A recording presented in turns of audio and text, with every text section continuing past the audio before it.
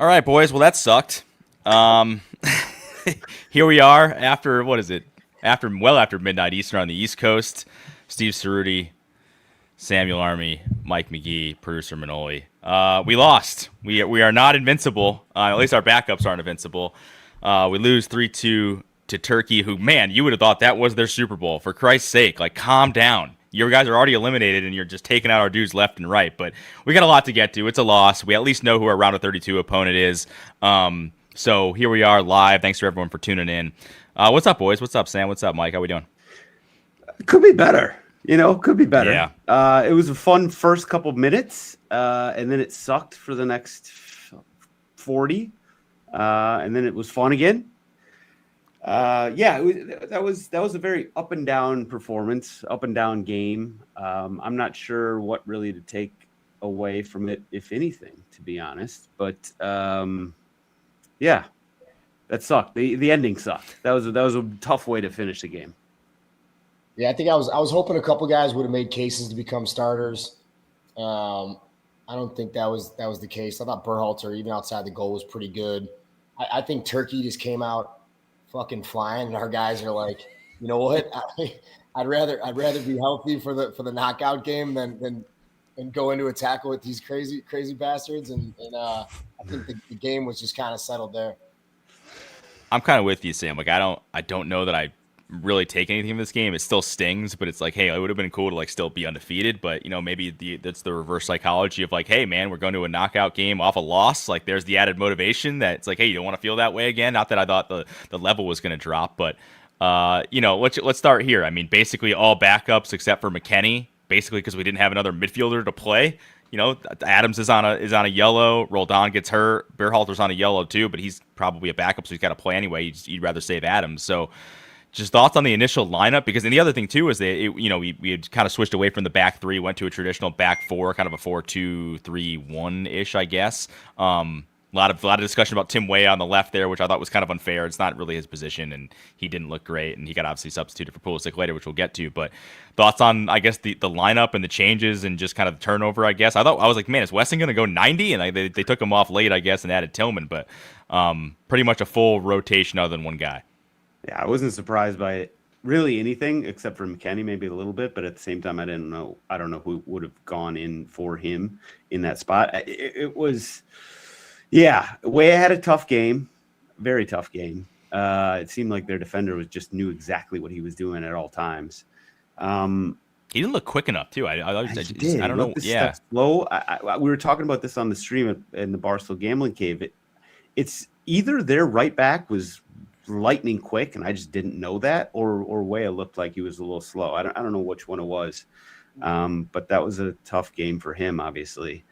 Yeah, I wasn't surprised, and it was the second squad, and I was a little nervous about the center backs, and I think they didn't play great. Trusty scored a goal, there's that, but like on defense, they just didn't look very on the same page pretty much the whole game. Kind of to be expected, to be honest. But I don't really think that says anything about, how our first team would have done in this game or how they're going to do against Bosnia. It just sort of, it hurts our momentum a little bit. I don't know. McGee, is momentum a thing? Is this bad? No, listen, the only two things that were like, one, like it was freaking me out the longer Weston was on the field. I'm like, is this dude just can't get hurt? Can't get a red card, so I'm glad he got off the field not limping. And then let's take a positive out of it. Like Pulisic came in, he looked sharp, he looked aggressive, created chances. So, I was one of the ones saying rest him, but I'm glad we didn't, because I feel like he got some great touches, some confidence, and now our team obviously knows, like when he's on the field, we're just different. So everyone looked a little lethargic. I think everyone had 1 foot into the knockout game. So it's Debbie Downer at the end, but whatever. We're on to the next round, and everyone's healthy, fit. That's that. Yeah, goal comes in the third minute though, and you're like, hey, honestly, the first 2 to 3 minutes, I was like, I was like, I understand why Turkey hasn't won a game. They looked terrific at the back. It looked like a bunch of guys that had never played before. We could have scored on 3 different occasions during that one. It was good that Trusty put it through. and you're like, man, it's just going to keep rolling. Like, we're just going to keep scoring early and holding the lead, and then, yeah, like I tweeted, I was like, we may never lose again. Like, well, who knows? Like, you never know. And then the defense, man, it just again, like, you know, in a formation that these guys haven't played in, they probably haven't played in a ton of actually competitive matches together. So, like, it's like, all right, it could be forgiven. I will say, man, Güler for Turkey, Real Madrid, obviously too. That dude is a baller. Like, the passes he was playing, it's just like, how did this Turkey team? I mean, again, there's a lot of people picking this Turkey team to win the group. They were the second favorites behind us, and they had a million shots in their first two games, just couldn't put it in the back of the net. And obviously today they tapped three, so you can see they at least do have a little bit of firepower there. But I don't think this is your traditional worst team in the group that we lost to today. So you know, again, both goals, the goals to go down 2-1, I thought we looked terrible. But I will say, to your point, McGee, that Berhalter, he had an assist off the set piece, which was fantastic. And then that goal he had, the strike was incredible. I mean, he caught that as clean as you can be, right in the bottom corner.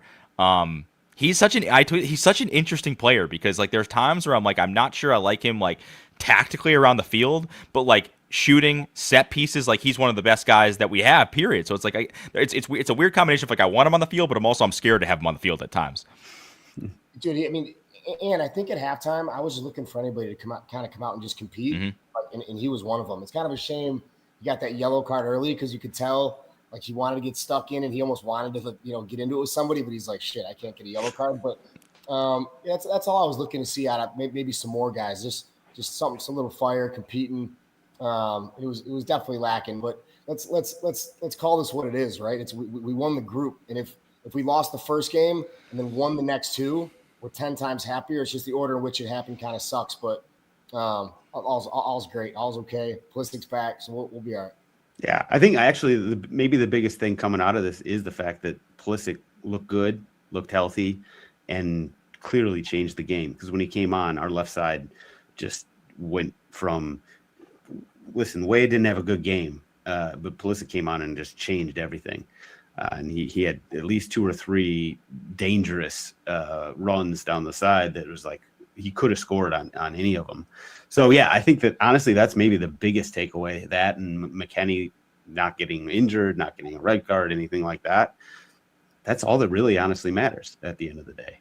Why do we think Weston played, and why do we think he played so much? Just numbers, or was I the only one? Was I the only one scared shitless that, like, he was still out there and maybe something happened? In my head, I'm playing like, all right, if he gets hurt or something, now Sebastian's starting. Now Sebastian's on a yellow. Now what happens if he gets another yellow? Now, I don't even know who's playing. Well, Mike, this I think is what people were kind of arguing about when the roster came out, right? Of, like, we were really short in the midfield. Like, Roldan probably starts and plays 90 today. Like, if he's healthy, otherwise I think you just sit everybody else, and anyone who's even remotely in jeopardy of missing the next match, you just sit them. And I think that probably would have happened with McKennie, but they didn't have the numbers. They didn't have anybody else to play that position. Adams has the yellow. Go ahead. I think I would have rather played down a man than and had Weston on the bench, safe, sound. Nothing bad can happen with him. Then, like, practice parking the bus. Yeah. Yeah, obviously Poch knows what he's doing, and he's earned all our trust, but that was scaring the shit out of me. Like, it wasn't a good feeling.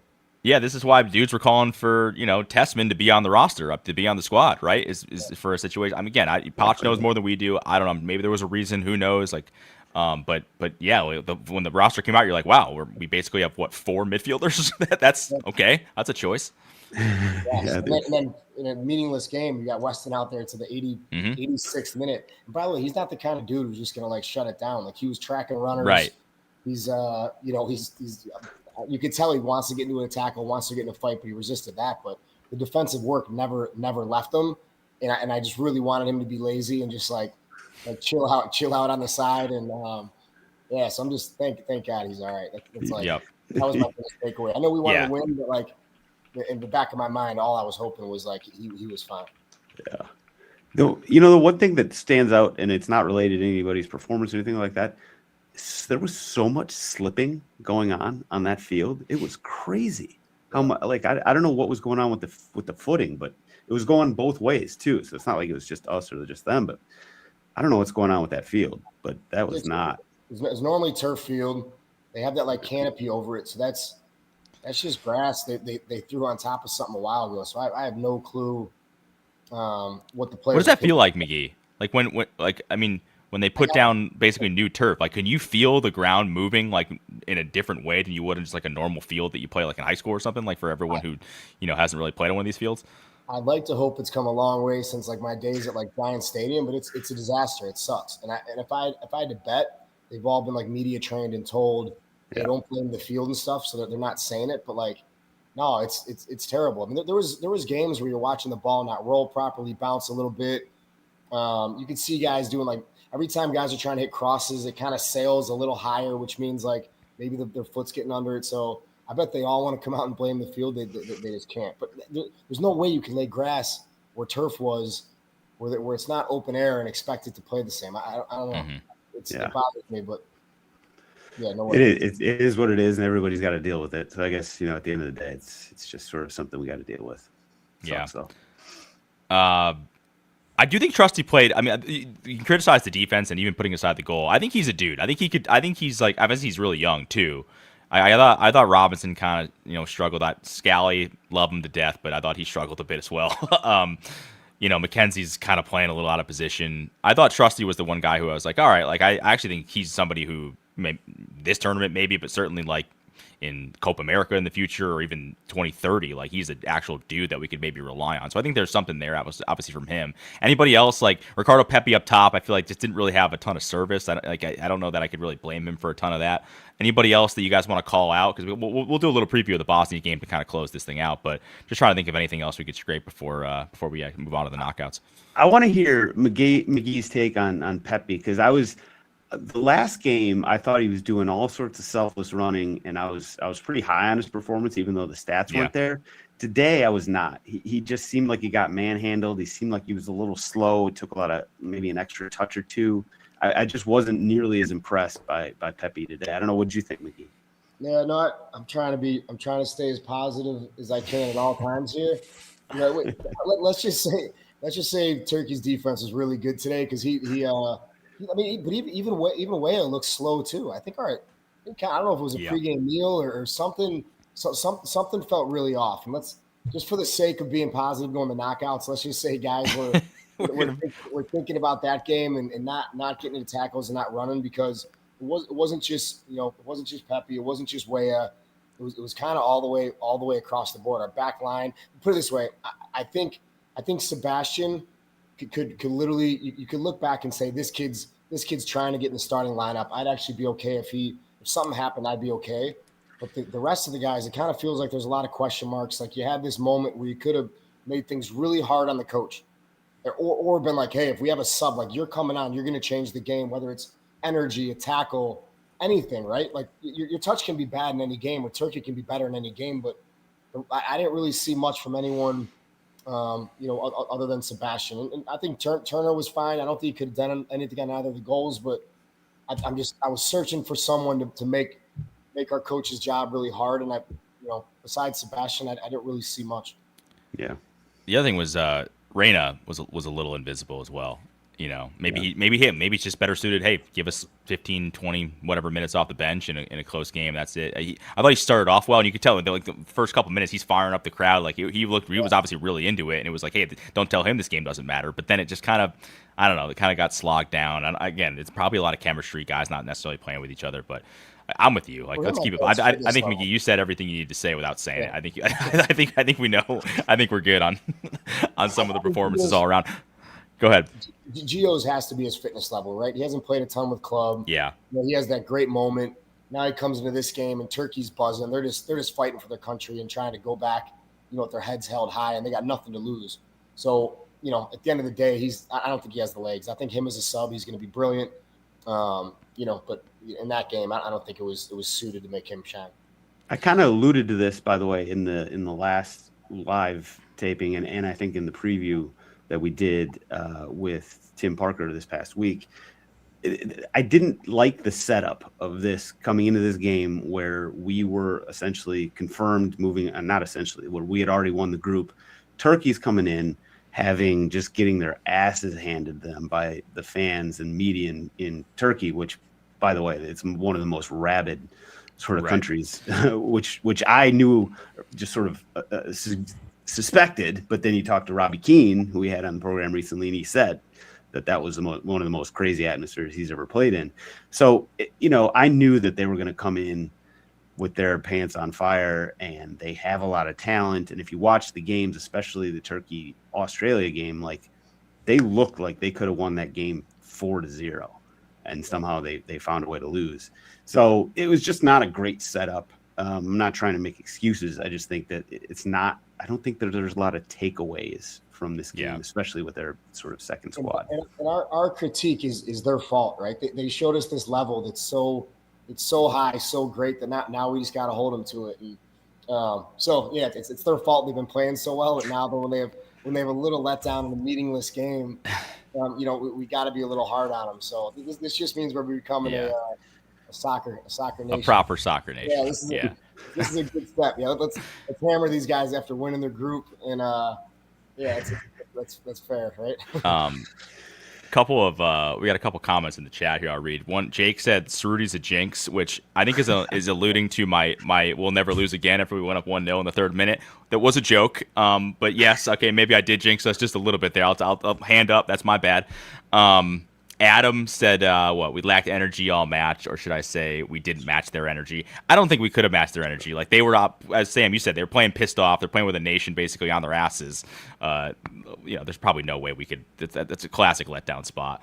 And then AP said, Cerruti the Cenk Tosin curse lives on. He's a former Everton striker who was Turkish too. Huge letdown. I probably talked about him on the Sam's Army podcast at one point, being another disappointing Everton buy. But yeah, there's a Turkish curse there for sure.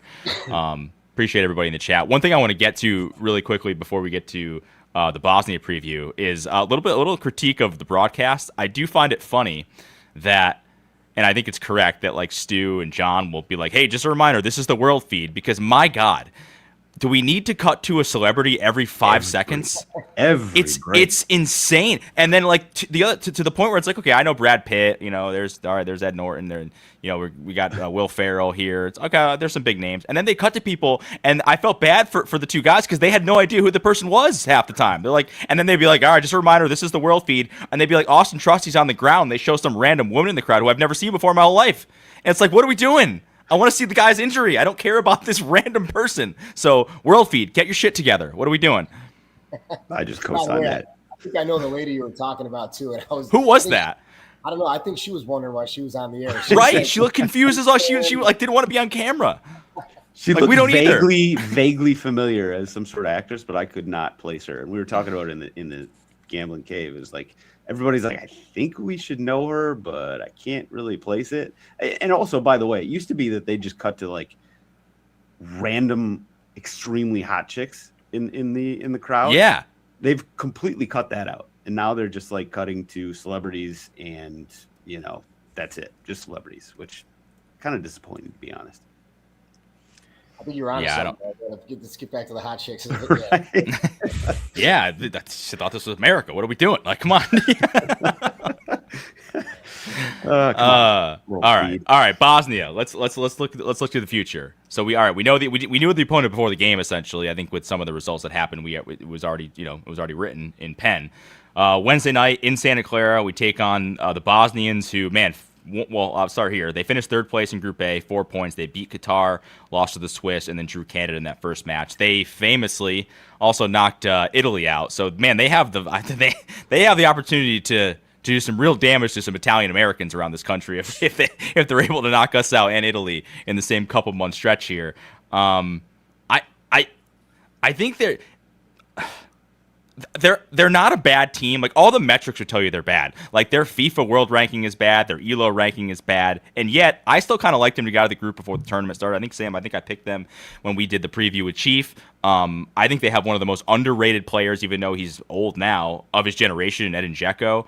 Elijah Begovic is a really good winger. I just think they're like a solid team. They're not a joke, but like I think we're like a minus almost 250 favorite to beat them, so that would tell you that, like, we're obviously heavy favorites to win this thing.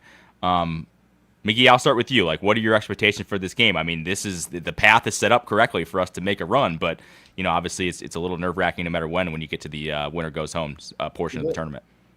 they're scary just because they're big and physical and like in dogs, right? They played the do or die game against Italy, so I got a feeling they're kind of playing with house's money, which scares me a little bit. But yeah, I mean, we got our boys coming back in, and I think we're gonna handle it pretty easily. We just got to make sure, Dzeko, and I don't want to mess up his name, but it's Demirovic is the other big forward scoring a ton of goals in Germany. I mean, they just want to draw fouls, get set pieces, bang bodies. Their defense is kind of the same, right? These are big physical dudes, who could get a knee in you and kind of mess up your game real quick if you don't take them seriously. So I expect us to handle them, but last thing we want is a war against these these Bosnian boys are big. Dude, one of my life sayings: you don't fuck with Eastern Europeans, man. You just don't. They're like you don't mess with Eastern Europeans. Like that's good rule. Probably some of the baddest dudes on the planet. Sam?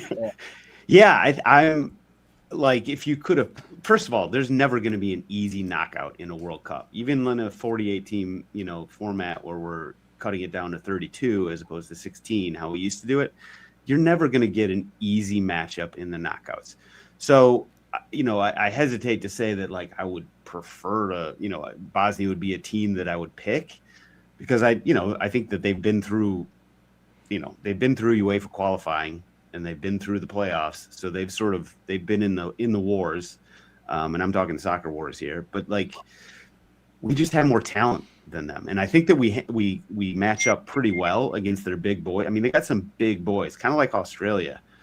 In the back, I think that we'll be able to sort of cut through them a little bit with our starters and give them trouble. And I don't know. Obviously, they're going to be tough on like set pieces, because they got even Dzeko, who is getting long in the tooth. He's a big boy.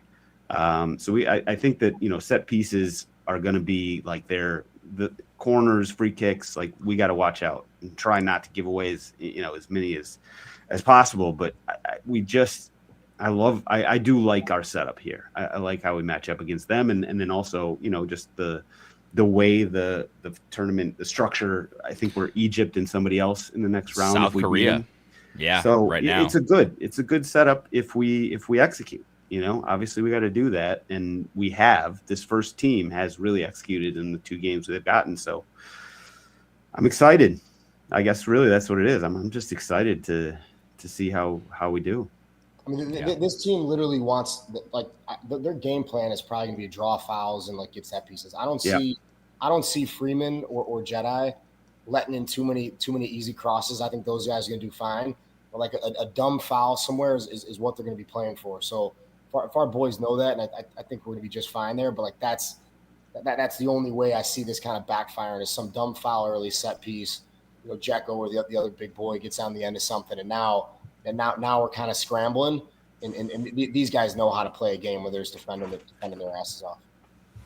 Yeah, I would say this is going to be like the Paraguay game. This is going to be like the Australia game, and that like they're going to be cool with us having the ball. So if we can if we can get a goal early, that game opens up more, it only is going to help us out. Like, the longer this thing stays 0-0, which is probably what Bosnia is going to want, and as you said, McGee, like, if they can get a weird penalty, can they get a set piece goal? Like, that's their bread and butter. That's how they're going to try to win this game. Like, it's not going to be up and down. It's going to be probably a lot of U.S. possession, and it's like, hey, can we knock that door down? And then that's maybe one of those situations where, like, Gio, we talked about it, didn't have an awesome game as a starter today, but like maybe comes on and plays a role later in that game if we need a goal. Like, I think it's going to be tense. Like, I think it's going to be tight. I think it's going to be tense. Those knockout games, like, are always just different because, as much as all these group stage games, even though it's a World Cup game, like, you don't have to go home necessarily. Like, you always can, you probably are playing another one the next day.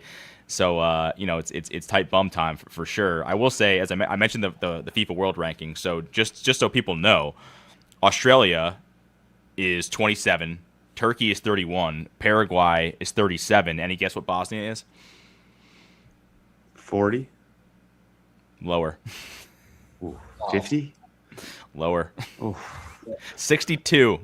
62. Now, first of all, it doesn't mean anything. It doesn't mean anything. It doesn't. But it's just an idea of like that takes into account like who you've beaten recently, and there's this whole formula behind it. And sometimes it is really stupid because I think Italy is still like 12 when they haven't done anything in however long. But yeah, Bosnia is the rankings would tell you that Bosnia is by far the worst team we played so far in this tournament, which, take that for what you will.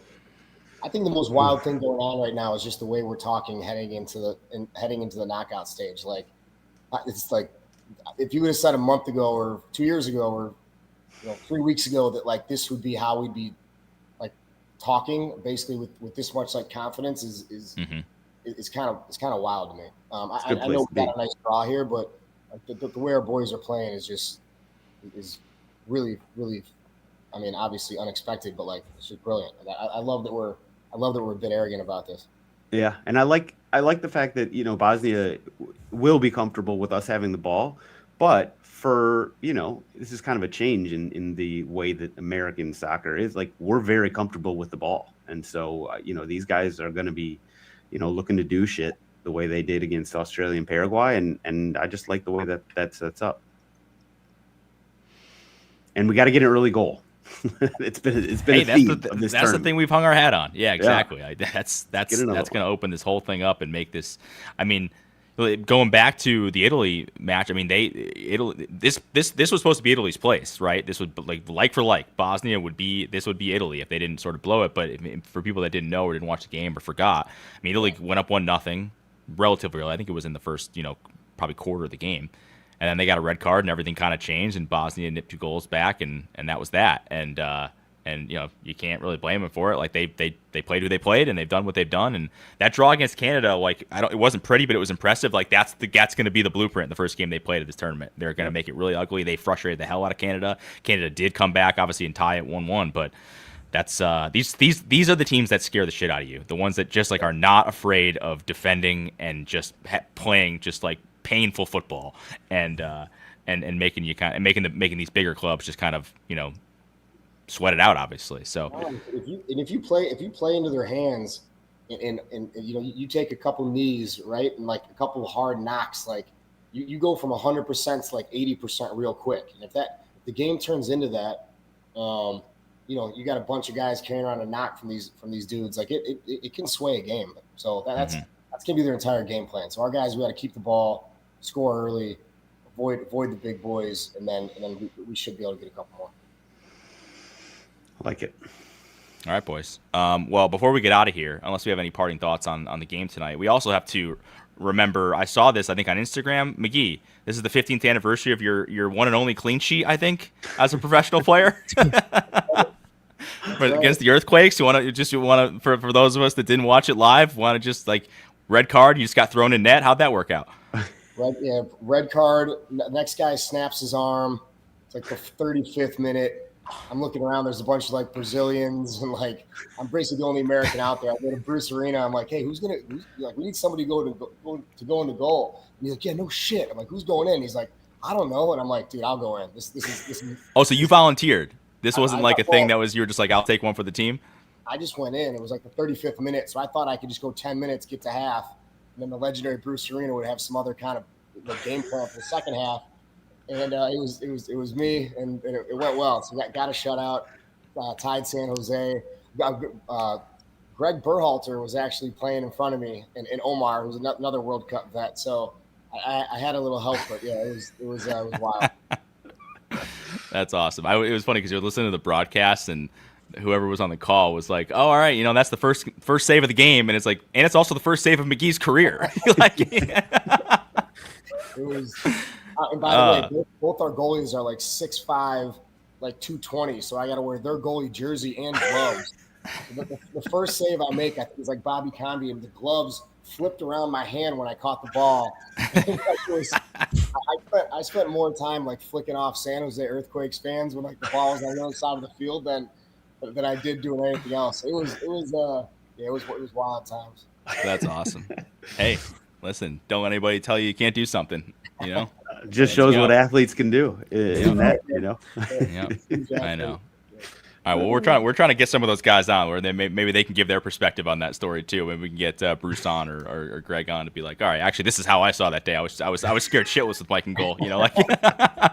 But Greg will give you some good perspective, I'm sure. nice. All right, boys. Well, it's been fun. Any parting thoughts before we go? Or I guess, hey, we'll be live again Wednesday night after the game. I think we're gonna have another pod. I think me, Sam, and Chief are gonna go on and do a bracket prediction thing, just like we did the predictions before. We've got a couple guests lined up too, as well, short form, fun stuff with McGee as well, some buddies of his. Maybe a current player. We'll see how that works out. So check the feed. But boys, until next time, any parting thoughts? What do we got? Nah, this game's out of sight, out of mind. It's gone out of the brain. We're on to Friday. We should have been a lot more excited on this pod. So we I know. It's a good sign. We're a little disappointed, but like let's fucking go. We're in the knockout stage. Won our group. I got a good feeling about everything right now. Expectations are back, baby. All right. Thanks, boys. Thanks to Benoli, our producer. Check the feed. We'll be back. And, let's keep it rolling. Thanks, boys. Cheers.